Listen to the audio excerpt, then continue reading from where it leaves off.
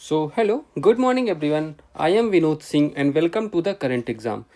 आज की क्लास में हम 14 अप्रैल का करंट अफेयर्स कवर करेंगे, जिसमें स्काई ट्रैक्स ने अभी हाल ही में वर्ल्ड एयरपोर्ट अवार्ड जारी किए हैं। वैश्विक न्याय, प्रेम और शांति का सम्मेलन हुआ है। सुप्रीम कोर्ट ने राज्य विधेयकों पर एक ऐतिहासिक निर्णय दिया है। पुथांडु पिरापू महोत्सव का आयोजन किया गया है और नृत्यांगना कुमुदनी लाखिया जी का भी हाल ही में निधन हो गया है। ठीक है, तो अभी अंबेडकर जयंती 14 अप्रैल यानी आज सेलिब्रेट किया जाना है, तो इन सब के बारे में हम डिस्कस करने वाले हैं। तो चलिए शुरू करते हैं। क्वेश्चन नंबर 1, हाल ही में sky tracks world airport awards 2025 में सर्वश्रेष्ठ हवाई अड्डे का पुरस्कार किसे मिला है? ठीक है, तो हर साल ये रिपोर्ट जारी होती है, तो कौन जारी करता है? तो जारी करने वाला है स्काई ट्रैक्स। ठीक है, तो स्काई ट्रैक्स हर साल ये रिपोर्ट जारी करता है। और कहाँ जारी करता है ये बताओ, और क्या जारी करता है? तो वर्ल्ड लिखो, वर्ल्ड एयरपोर्ट अवार्ड्स। ठीक है, तो वर्ल्ड एयरपोर्ट को अवार्ड दिया जाता है इसमें। ठीक है, तो अलग अलग कैटेगरी में अलग अलग अवार्ड दिए जाते हैं।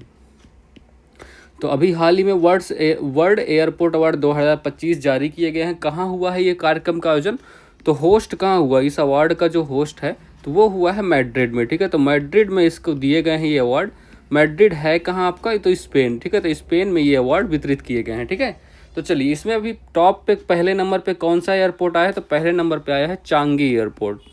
अब चांगी एयरपोर्ट है कहाँ आपका? तो चांगी एयरपोर्ट है आपका सिंगापुर। तो सिंगापुर का चांगी जो एयरपोर्ट है वो टॉप पे आ गया है। ठीक है, पहले स्थान पर सिंगापुर का चांगी एयरपोर्ट। ठीक है, तो option number B correct answer है, सिंगापुर चांगी हवाई अड्डा। ठीक है, अच्छा दूसरे नंबर पे कौन? दूसरे नंबर पे हमाद है। तो हमाद एयरपोर्ट ये अच्छा कहाँ है, कोई बता सकता है? ये मैंने बताया है आपको कई बार। तो हमाद एयरपोर्ट है आपका कतर में। ठीक है, तो कतर में है, ये आपको ध्यान रखना है, हमाद एयरपोर्ट। ठीक है, अब ये दोनों आपको पता हो गए।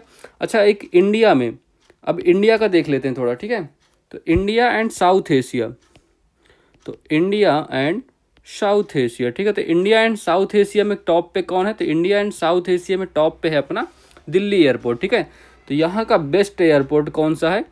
तो इंदिरा गांधी में जो इंदिरा गांधी एयरपोर्ट है कहाँ है आपको? दिल्ली में। ठीक है, तो इंदिरा गांधी एयरपोर्ट का नाम आपको ध्यान रखना है। इंदिरा गांधी एयरपोर्ट ये कहाँ है आपका? दिल्ली में। ठीक है, तो ये आपको ध्यान रखना है।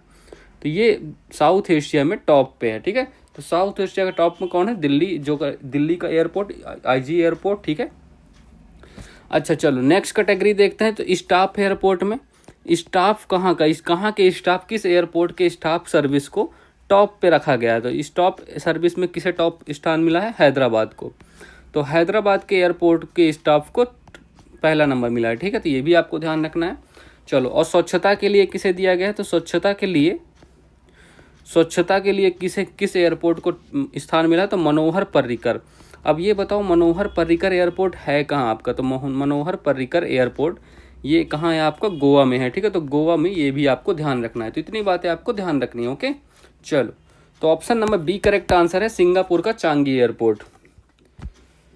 तो breaking news, Singapore Changi named world's best airport at 2025 Skytrax world airport awards. ठीक है, तो ये आपका सिंगापुर का चांगी एयरपोर्ट है, आप इसको बाहर से देख के ही खुश हो सकते हो। चलो, ये कुछ और इंडेक्स हैं, इनके बारे में बताना है। तो ग्लोबल हंगर इंडेक्स में इसमें भारत की क्या रैंक है? तो इसमें भारत की रैंक कितनी है? 105।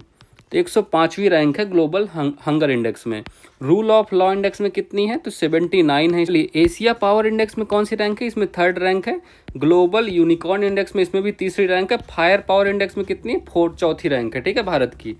नोमैड पासपोर्ट इंडेक्स में भारत की कौन सी रैंक है? तो इसमें 158 रैंक है। 199 देशों में इसको भारत को 148वां स्थान मिला है, अभी हाल ही में जारी हुई है। साइबर क्राइम इंडेक्स में कौन सी रैंक है भारत की? इसमें भारत की 10वीं है। Press freedom index 159। Human development index में कौन सी है? 134 है। जेंडर इनइक्वालिटी इंडेक्स में कौन सी है? 108। और वर्ल्ड इन्वेस्टमेंट रिपोर्ट में कौन सी है? तो वर्ल्ड इन्वेस्टमेंट रिपोर्ट में भारत की रैंक है 15वीं। करप्शन परसेप्शन इंडेक्स में कौन सी है? तो 96, पहले 93 थी इसमें। इंटरनेट शटडाउन इंडेक्स में कौन सी? भारत अभी दूसरे नंबर पे आ गया। इसमें पहले नंबर पे कौन है? टॉप पे है म्यांमार। ठीक है, टॉप पे म्यांमार का नाम आपको ध्यान रखना है, भारत इसमें दूसरे नंबर पे। चलो क्वेश्चन नंबर 2, हाल ही में वैश्विक न्याय, प्रेम और शांति शिखर सम्मेलन कहाँ हुआ है? ये बताओ भाई। तो अभी कौन सा सम्मेलन हुआ है? Global justice. ठीक है, तो global justice love and peace, ठीक है। तो global justice love and peace summit, ठीक है। तो ये आपको ध्यान रखना है, ये कहाँ हुई है अभी हाल ही में। तो 2025 की समिति है ये, ठीक है। 2025 में भी इसका आयोजन किया गया। तो वैश्विक न्याय प्रेम और शांति शिखर सम्मेलन, ये कहाँ हुआ है, इसका होस्ट क्या है, तो होस्ट है इसका दुबई, ठीक है। दुबई शहर जो कि कहाँ है, यूएई में, ठीक है। तो यूएई के दुबई में इसका होस्ट हो रहा है। कब होस्ट होने वाला है, तो 12 एंड 13 अप्रैल को ये हो चुका है, ठीक है। तो मतलब 12 एंड 13 अप्रैल को हुआ है, ये भी आपको ध्यान रखना, 12 एंड 13 अप्रैल 2025।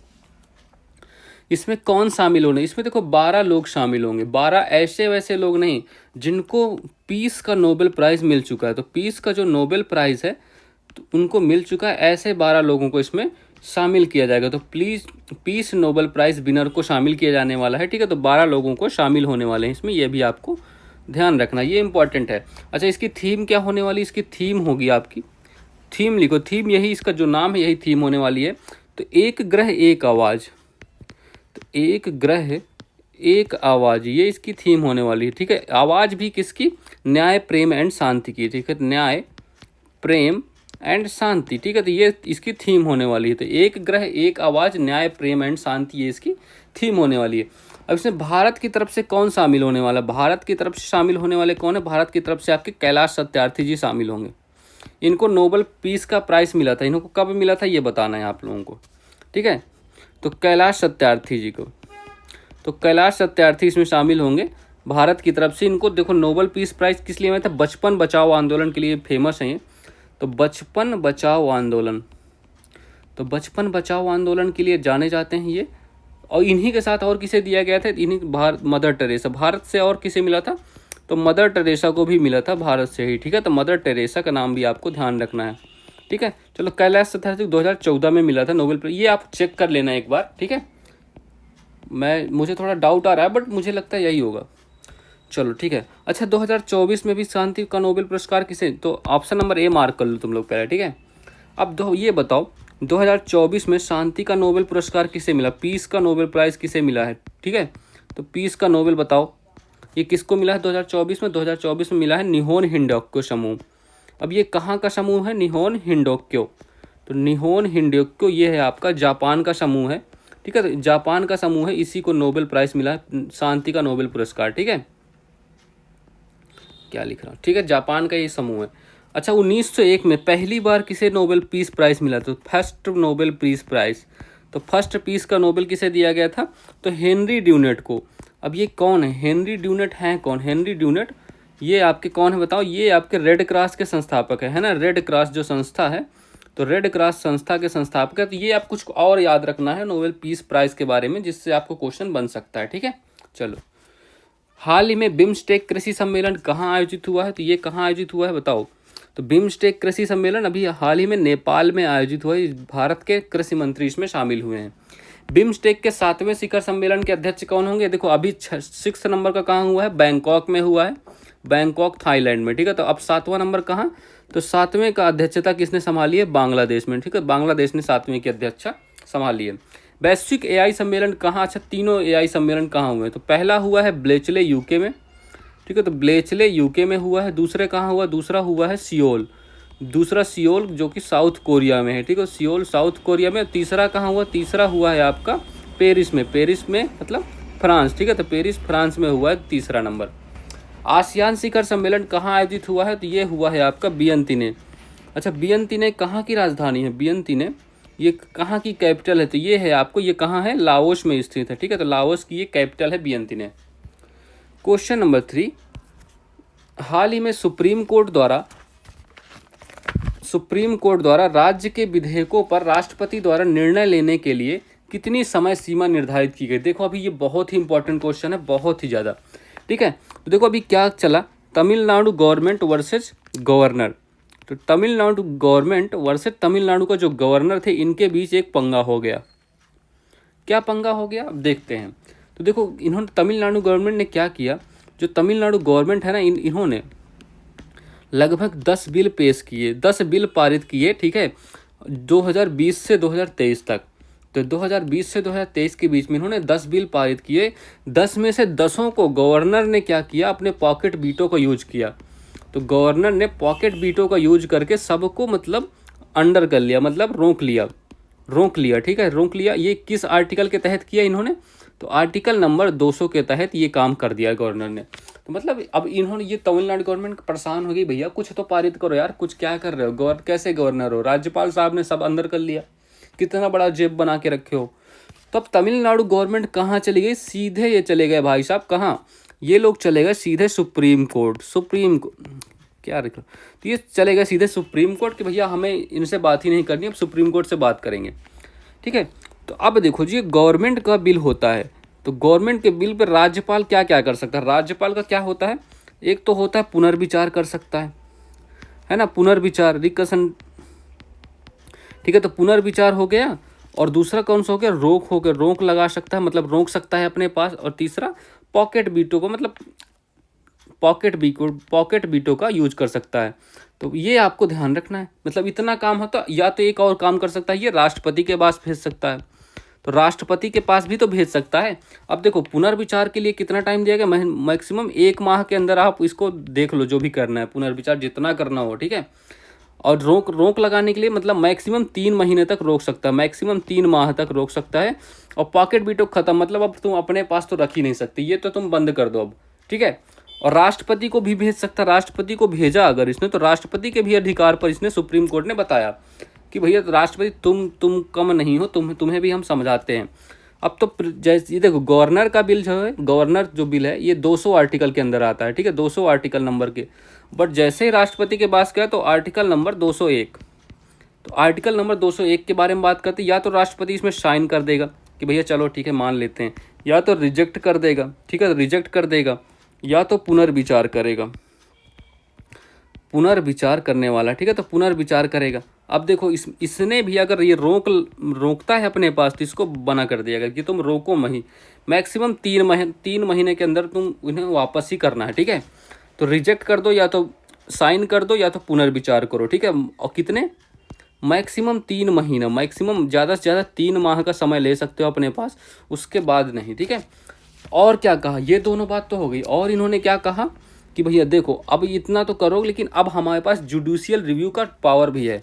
तुम जो भी डिसीजन दोगे, अगर हमें ठीक नहीं लगा तो हम जुडिशियल रिव्यू कर सकते हैं। मतलब जुडिशियल रिव्यू, उसका मतलब न्यायिक मतलब न्यायिक जांच हो सकती है, ठीक है, न्यायिक जुडिशियल रिव्यू ऑफ डिसीजन, मतलब इनके निर्णय का रिव्यू हो सकता है कोर्ट द्वारा, ठीक है। तो ये आपको ध्यान रखना है, ये 2 ऐतिहासिक निर्णय आए, तो इनको आपको ध्यान रखना है, ठीक है। इतना मैटर है, अगर इसको आप डिटेल से पढ़ना चाहते हो तो मैं कल क्लास करा दूंगा इसकी डिटेल से, तो आप ये ध्यान रखना, ठीक है। तो option number B correct answer है, 3 महीने का मैक्सिमम टाइम है, और इससे क्वेश्चन आपके आने ही आने हैं, तो इंपॉर्टेंट का मार्क कर लो, ठीक है तुम लोग। चलो, हाल ही में जम्मू कश्मीर और लद्दाख उच्च न्यायालय का मुख्य न्यायाधीश किसे नियुक्त किया गया था? अच्छा, जम्मू कश्मीर और लद्दाख यूटी कब बने? ये यूटी बने थे, ठीक है। तो जम्मू कश्मीर और लद्दाख यूटी कब बने? तो ये बने 31 अक्टूबर 2019 को, ठीक है। 31 अक्टूबर 2019 को इनको यूटी बना दिया गया अलग अलग, ठीक है, ये काम हो गया। अभी हाल ही में यहाँ का जस्टिस किसको बनाया गया? मुख्य न्यायाधीश जस्टिस अरुण पल्ली जी को यहाँ का मुख्य न्यायाधीश बना दिया गया, ठीक है। इन दोनों का एक ही हाई कोर्ट होने वाला है, जस्टिस अरुण पल्ली को उसका मुख्य न्यायाधीश बना गया। अच्छा, हाई कोर्ट एक्ट कब पारित हुआ? तो हाई कोर्ट एक्ट, ये आप लोगों के लिए होमवर्क है। और पहला हाई कोर्ट कौन है? First high court of India. और टोटल हाई कोर्ट कितने हैं भारत में? वर्तमान में कुल कितने हाई कोर्ट हैं? तो 25 हैं। और लेटेस्ट हाई कोर्ट कौन सा है? लेटेस्ट हाई कोर्ट है आपका अमरावती हाई कोर्ट, ठीक है। तो अमरावती हाई कोर्ट ये आपका लेटेस्ट हाई कोर्ट है। चलो, मौलिक अधिकार के हनन पर किस अनुच्छेद के द्वारा हाई कोर्ट रिट जारी करता है? तो हाई कोर्ट रिट जारी करता है किससे? 226 आर्टिकल से। और सुप्रीम कोर्ट किससे जारी करता है? तो 32 आर्टिकल से, आर्टिकल नंबर 32 से, ठीक है। तो ये आपको ध्यान रखना है। चलो, क्वेश्चन नंबर 4, हाल ही में चर्चा में रहे पुथांडु पिरापू महोत्सव का संबंध किससे है? देखो, अभी जो अप्रैल का महीना आया है ना आपका, जो अप्रैल का महीना, इसमें 13, 14 एंड 15, मतलब कल, आज और कल, मतलब कल, आज और कल, ठीक है। तो इस 13, 14, 15 अप्रैल को काफ़ी त्यौहार मनाए जाते हैं पूरे देश में, मतलब सब जगह अलग अलग नाम से मनाए जाते हैं, ठीक है। तो राष्ट्रपति जो है हमारी प्रेसिडेंट साहिबा हैं, तो प्रेसिडेंट साहिबा ने शुभकामनाएं दी हैं सभी त्योहारों के लिए। तो प्रेसिडेंट साहिबा ने हमारी शुभकामनाएं दी हैं सभी त्योहारों के लिए, ठीक है। तो ये आपको ध्यान रखना है, चलो, अच्छा एक बात बताओ तुम लोगों को पता है या नहीं, मैं आपको बता देता हूँ, आपके लिए होमवर्क है। 13 अप्रैल की डेट थी, 1919 का साल था। इस दिन कौन सा कांड हुआ था? ये कौन सा कांड हुआ था, ये आप कमेंट करके बताओ, जल्दी बताओ। ठीक है, चलो अब आते हैं अपने त्योहारों पे। पहला हो गया तमिलनाडु का पुथंडू। तो तमिलनाडु में कौन सा त्यौहार मनाया गया? पुथुंडू। इसको पुथुंडू पुथंडू पुथंडू भी कहते हैं, पुथांडू भी कहते हैं, आप जो कह लो। ठीक है, तो पुथांडू पुथुंडू, ठीक है, तो ये आप ऐसे कुछ भी कह सकते हो। तो ये कब मनाया जाता है? ये कब मनाता है? देखो, चिथिराई महीने, एक महीना है ये चिथिराई। ये क्वेश्चन पूछा गया, आप ये मत सोचिए क्या पढ़ा रहे हैं सर। तो चिथिराई महीने, चिथिराई माह के पहले दिन होता है। चिथिराई माह, देखो चिथिराई माह का पहला दिन होता है। ठीक है, तो चिथिराई माह का पहला दिन होता है और ये नव वर्ष के रूप में मनाया जाता है तमिलनाडु में। ठीक है, तो पुथंडू जो होता है तमिलनाडु का नया साल का त्यौहार है। तो option number D correct mark कर लो पहले। ठीक है, पुथंडू हो गया आपका करेक्ट। चलो अब दूसरा, बैसाखी महोत्सव। ठीक है, तो बैसाखी महोत्सव कब क्यों मनाया जाता है? तो खालसा पंथ की स्थापना के लिए। खालसा पंथ की स्थापना के लिए, खालसा पंथ की स्थापना कब हुई थी? तो 1699 में गुरु गोविंद सिंह जी ने की थी। ठीक है, गुरु गोविंद सिंह जी ने, तो गुरु गोविंद सिंह जी ने, ठीक है, तो ये की थी। अरे यार, तो गुरु गोविंद, ठीक है, तो गुरु गोविंद सिंह जी ने इसकी स्थापना की थी। इसी के अवसर पर बैसाखी त्यौहार का आयोजन होता है। ये कहाँ? मेनली सिखों का त्यौहार है। अब देखो कौन सा त्यौहार आता है? विशु। विशु कहाँ का त्यौहार है? विशु आपका ये केरल का त्यौहार है, केरल का नव वर्ष। ठीक है, तो केरल का नव वर्ष के रूप में मनाया जाता है। विशु हो गया आपका। एक बोहाग बिहू, बोहाग बिहू का आपने सुना होगा, बोहाग बिहू है ना। बोहाग बिहू ये कहाँ का त्यौहार है भाई बताओ? तो बोहाग बिहू त्यौहार है, इसी को हम रंगोली बिहू के नाम से भी जानते हैं। तो रंगोली बिहू के नाम से भी जानते हैं। ये कहाँ? असम का नव वर्ष है। ठीक है, तो असम का नव वर्ष है। ठीक है, तो असम का नव वर्ष है, ये भी आपको ध्यान रखना है। ठीक है, चलो इतनी ध्यान। अच्छा एक और कुछ लिख लो, बेट पाम संडे। पाम संडे पता है? पाम संडे कहाँ होता है? ये पाम संडे मेनली होता है ये मिजोरम में। मिजोरम में ये ईसाई का एक त्यौहार है, ईसाइयों का त्यौहार है। ठीक है, मिजोरम में मेनली ईसाई भी रहते हैं, तो ईसाई धर्म का ये त्यौहार है पाम संडे। और एक कौन सा हो गया, ये भी लिख लो, अब ये क्यों छूट रहा है, नाबा बरसा। तो नाबा बरसा ये कहाँ का नया साल का त्यौहार है? ये है वेस्ट बंगाल का। पश्चिम बंगाल का नव वर्ष त्यौहार है। तो ठीक है, तो ये कुछ त्यौहार है, मैंने इतने सारे करा दिए। ठीक है, टोटल मैंने 5 करा दिए, 6 करा दिए। ठीक है, तो उन 6 को 6 आपको ध्यान रखने, कोई भी क्वेश्चन आपके एग्जाम में बन सकता है। चलो, तो ये देखो पुथुंडू महोत्सव है तमिलनाडु का। चलो, तो गुड़ी पड़वा कहाँ सेलिब्रेट होता है? गुड़ी पड़वा बताओ भाई, ये महाराष्ट्र का त्यौहार है ना। मकर बिलक्कू त्यौहार कहाँ का? ये आपका केरल का है। त्रिशूर पूरम फेस्टिवल कहाँ? ये भी केरल का। माजुली उत्सव कहाँ? देखो असम में होता है। अब ब्रह्मपुत्र नदी में एक माजुली द्वीप है ना, वहाँ पर। कलिंगा महोत्सव कहाँ होता है? तो ये होता है आपका उड़ीसा। अच्छा, माजुली द्वीप ना विश्व में सबसे बड़ा नदी द्वीप है, ये आपको पता होगा। चलो क्वेश्चन नंबर 5, हाल ही में भारतीय शास्त्रीय नृत्यांगना कुमुदनी लाखिया का निधन हुआ है। देखो बहुत ही इंपॉर्टेंट क्वेश्चन है ये, 100% आपके एग्जाम में आने वाला है। ठीक है, तो 100% इसको मार्क कर लो, ये एग्जाम में आने वाला, ऐसे ही क्वेश्चन पूछता है एसएससी। ठीक है, तो कुमुदनी लाखिया, अब इनका नाम लिखो, कुमुदनी लाखिया। इनको आप जानते होगे, मैंने कराया था वैसे कुछ दिन पहले भी, अभी जब पद्म विभूषण वितरित किए थे ना, तब कराया गया था ये क्वेश्चन आपके। तो कुमुदनी लाखिया, इनको जानते हो आप कहाँ हैं? अभी इनका मात्र 95 साल की छोटी सी उम्र में इनका निधन हो गया है। मतलब इतनी कम उम्र में इनका निधन हो गया, 95 साल में अभी इनका निधन हुआ है। ये मेनली किसकी? कथक की कलाकार हैं। ठीक है, कथक की कलाकार हैं। ये कोरियोग्राफर भी बाद में बन गई थी, पहले कलाकार थी, देन इनको इतना एक्सपीरियंस था, बाद में कोरियोग्राफ भी करने लगी। ठीक है, तो कोरियोग्राफी भी करने लगी। तो इन्होंने अच्छा कोरियोग्राफी एक मूवी में की थी, उस मूवी का नाम आपको याद है तो बताओ। अभी हाल ही में इनका निधन हुआ। ठीक है, तो हाल ही में इनका निधन हो गया। कहाँ हुआ है निधन? अहमदाबाद में। तो अहमदाबाद गुजरात में इनका अभी हाल ही में निधन हो गया। ठीक है, तो ये आपको ध्यान रखना है। अच्छा, इनको अभी देखो, जब 2025 का 26 जनवरी था, है ना, 2025 का 26 या गणतंत्र दिवस जो भी था, इस दिन इनको कौन सा अवार्ड दिया गया था? पद्म विभूषण। तो पद्म विभूषण अवार्ड इस दिन इनको प्रदान किया गया था, तो ये भी आपको ध्यान रखना है। चलो, 1967 में इन्होंने किसकी स्थापना की थी? तो 1967 का लिखो, 1967 में इन्होंने, ये एसएससी इस तरह का सवाल बहुत पूछता है, कदम्ब स्कूल ऑफ डांस। तो कदम्ब स्कूल ऑफ डांस की स्थापना 1967 में की गई थी। ये कहाँ की थी? अहमदाबाद गुजरात में ही की गई थी इसकी भी स्थापना, ठीक है। तो अहमदाबाद गुजरात में ही इसकी स्थापना की गई थी। देखो इस तरह के सवाल बहुत पूछे जाते हैं एसएससी द्वारा, ठीक है। स्थापना हुई थी इसकी। चलो और कुछ पता है? अच्छा ये कोरियोग्राफी किसकी है? तो कोरियोग्राफी हो गई उमराव जान मूवी आई थी ना जो, तो उमराव जान में इन्होंने कोरियोग्राफी की थी, उमराव जान, ठीक है। तो ये आपको ध्यान रखना। तो ऑप्शन नंबर 1 करेक्ट आंसर है गुजरात इसका। चलो ठीक है। अच्छा एक क्वेश्चन और यहीं पर लिख लो, यहीं पर करा देता हूँ, ठीक है। तो अभी देखो तमिलनाडु के एक वृक्ष पुरुष है, तमिलनाडु के वृक्ष पुरुष के नाम से जाने जाते हैं। तमिलनाडु के जो वृक्ष पुरुष हैं इनका भी हाल ही में निधन हुआ है, ठीक है। तो ये तेलंगाना के वृक्ष पुरुष, तमिलनाडु बोल रहा हूँ, तेलंगाना के वृक्ष पुरुष हैं। इनको किस नाम से जानते हैं? पद्मश्री। तो पद्मश्री रमैया जी का, डी रमैया, ठीक है। तो पद्मश्री डी रमैया जी का भी हाल ही में इनका भी निधन हो गया है, ठीक है। तो इनका भी निधन हो गया है।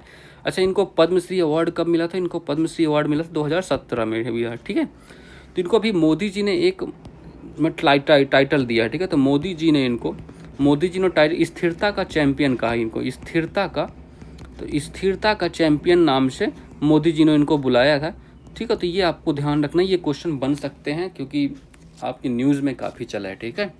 चलो तो Gujarat option number A mark कर लेना। नृत्यांगना कुमुदनी लाखिया जो कि कथक की कलाकार हैं, ठीक है। चलो अच्छा ये यामिनी कृष्णमूर्ति, मनमोहन सिंह, जाकिर हुसैन, रतन टाटा, इनसे क्वेश्चन कोई ना कोई बनना ही बनना है। तो इन सब का भी हाल ही में निधन हो गया है। तो देखते हैं यामिनी कृष्णमूर्ति किसकी कलाकार है? तो भरतनाट्यम प्लस कुचिपुड़ी, ठीक है। भरतनाट्यम प्लस कुचिपुड़ी की कलाकार है। इनकी autobiography a passion of dance. मैंने ये क्वेश्चन आपको इतनी बार कराया है ना, आपको तो रटा होगा ये, है ना। A passion of dance Yamini Krishnamurthy का ये ऑटोबायोग्राफी। इनको पद्म विभूषण अवार्ड कब मिला?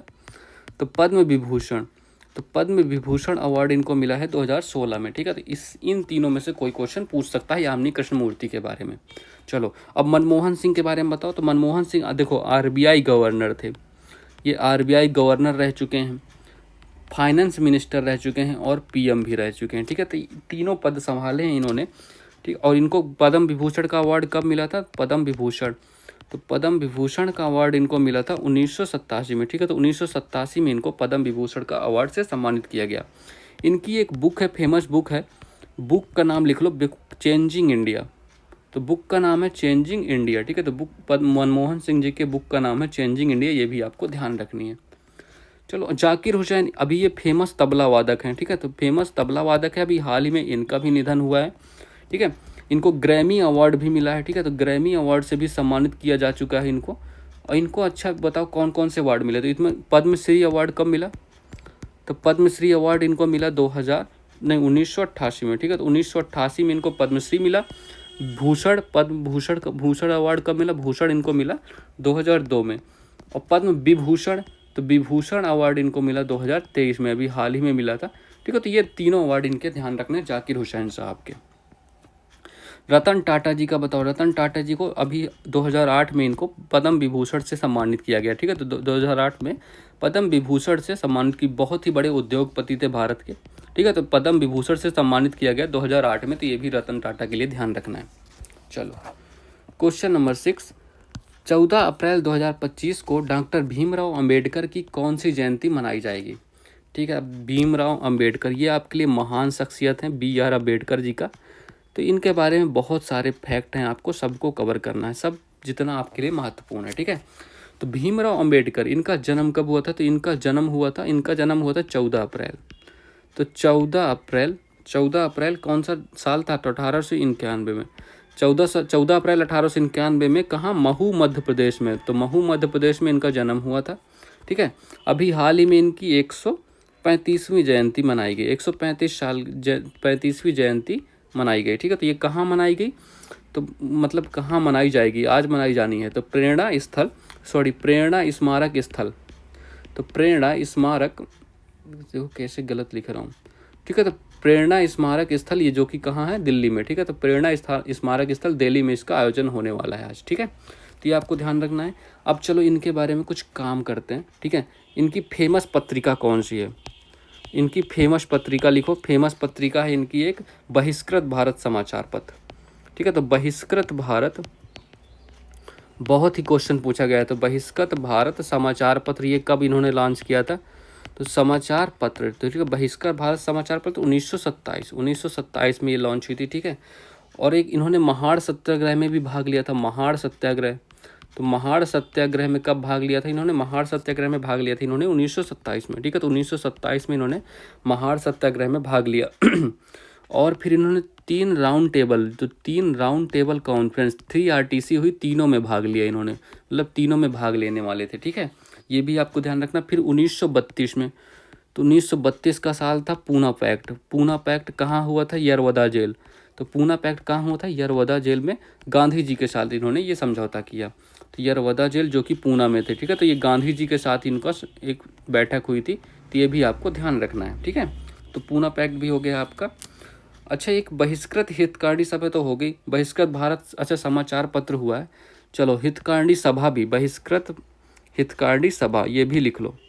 तो बहिष्कृत हितकारी सभा, तो बहिष्कृत हितकारी सभा ये भी आपको ध्यान रखना है। हितकारी सभा ये कब इन्होंने बनाई थी? तो ये इनको 1923 में, ठीक है। तो 1923 बहिष्कृत ये क्या लिखा है?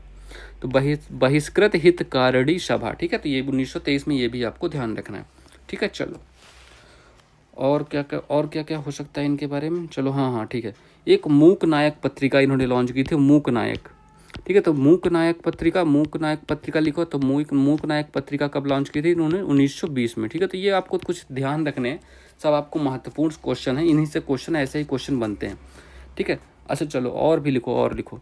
इंडिपेंडेंट लेबर पार्टी, तो इंडिपेंडेंट ये कब बनाई थी? इंडिपेंडेंट लेबर पार्टी बताओ, इंडिपेंडेंट लेबर पार्टी ये कब बनाई थी इन्होंने?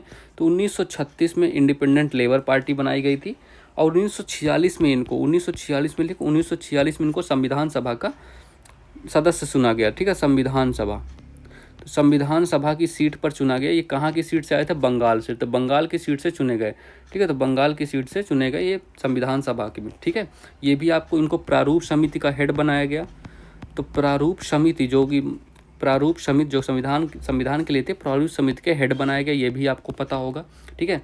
और 1947 में इनको पहले कानून मंत्री बनाया गया। 1947 में फर्स्ट कानून मंत्री, जो पहला संविधान के मतलब मंत्रिमंडल बना, उसमें पहले कानून मंत्री के रूप में कौन थे? ये अम्बेडकर साहब भी थे, ठीक। फर्स्ट कानून मंत्री भी बनाया गया। फिर इन्होंने बाद में इन्होंने रिजाइन कर दिया था 1951 में। तो 1951 में त्यागपत्र दे दिया, ठीक है, त्यागपत्र दे दिया। और देन फिर इन्होंने बौद्ध धर्म अपनाया। देन उन्होंने क्या? बौद्ध धर्म अपना लिया, ठीक है। तो बौद्ध धर्म अपना लिया। और देन इनकी मृत्यु कब हुई? 6 दिसंबर 1956 को इनका निधन हो गया। इसी को, ये कहाँ निधन हुआ था इनका? अच्छा, ये बताना। ये महाराष्ट्र में इनका निधन हुआ, ठीक है। तो चैत्य भूमि इनकी कहाँ है? महाराष्ट्र में। इसको महापरिनिर्वाण दिवस के रूप में सेलिब्रेट भी किया गया, ठीक है। इतना आपको ध्यान रखना। अच्छा, कुछ और क्वेश्चन लिखो, अभी कुछ तो छूट रहा है, इनको देखो। हाँ, यहाँ पर लिखो, जो जगह बची है आपको। तो आर्टिकल 32 संविधान का जो आर्टिकल नंबर 32 है, इसको इन्होंने संविधान की आत्मा कहा है, ठीक है। आत्मा कहा, ये आपको पता है। और एक 1990 में इनको भारत रत्न दिया गया, ठीक है। तो 1990 में इनको भारत रत्न से सम्मानित किया गया। तो ये 2 बातें और आपको ध्यान रखनी है। तो option number C correct answer है, 135वां, ठीक है। चलो, इतनी बातें आपको पता होनी चाहिए इनके बारे में। सब करा दिया, ज़्यादा जो भी पूछा जाने वाला है, ठीक है। अब देखो, कुछ लोग कह रहे थे सर 10 क्वेश्चन कराइए। यार, अब ये 10 क्वेश्चन से कितने ज़्यादा, ये अब ये सारे तीनों क्वेश्चन ना नए हैं। अभी इनमें मैं नंबर डाल दूँ, तो इनमें नंबर डाल दूँ, लो 7, 8, 9, ये हो गए 10। तो अब इन पे नंबर डाल दूंगे तो आपके क्वेश्चन बराबर हो जाएंगे। आपको अलग से स्लाइड में क्वेश्चन के टाइप में लिख दूंगा, तभी आप याद करोगे क्या? चलो, पता नहीं क्या चाहिए आप लोगों को, करवाओ तो दिक्कत, न करवाओ तो दिक्कत।